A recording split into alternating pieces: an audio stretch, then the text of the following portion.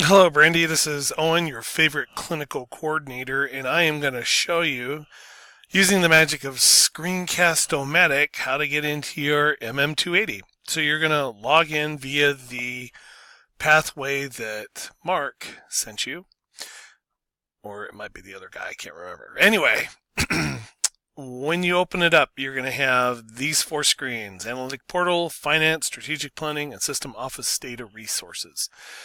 Now, you would think that the MM280 would be under Finance, but no, it's not. It is under the Analytics Portal.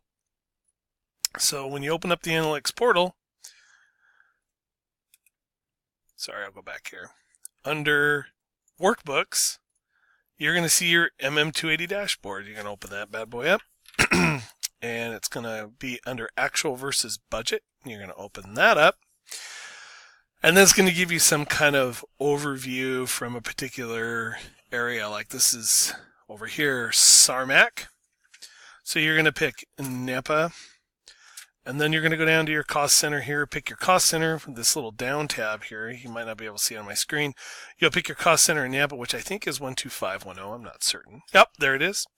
12510, respiratory care actual versus budget, and you are in MM280 bliss. Thanks, and have a great day.